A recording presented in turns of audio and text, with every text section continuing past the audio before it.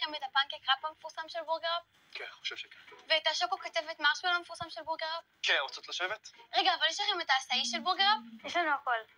הרשת ככבת וזה בית קפה קונספט ראשון שלנו. מה שהיא אמרה?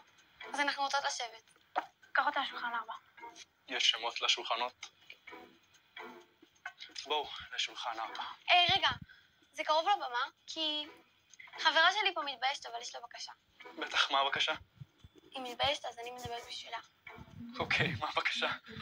היא רצתה לשאול אם אתם יכולים להקדיש לשיר. כאילו, אם אתה יכול להקדיש לשיר. כאילו, אם אתה יכול לשיר לשיר. כן. תעניין השירים, בוא נשיר לי. קח אותן לשולחן שלהם בבקשה.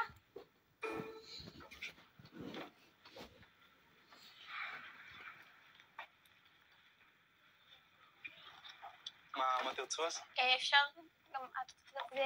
את השיר הבא, אני רוצה להקדיש לבנות החמודות משולחן 4.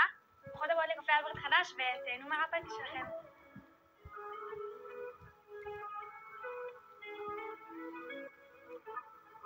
הם מסתכלים עליי ורק רואים חיוך על הפנים. אם רק היו יודעים על כל מה שיש בפנים. רוצה שמישהו ישבור איתה לבד. מה אם מישהו יגלה שאני סתם כמו כל האחת. יש לי פוקר פייס, לא רואים עליי כלום. כולם אומרים אז זאת תלך הלב שלך חסום. רוצה שיחבקו אותי כל פעם שכואב, אבל אני לא אתן לאף אחד להתקרב.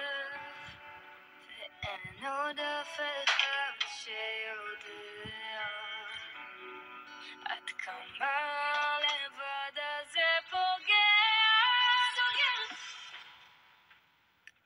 סליחה, סורי.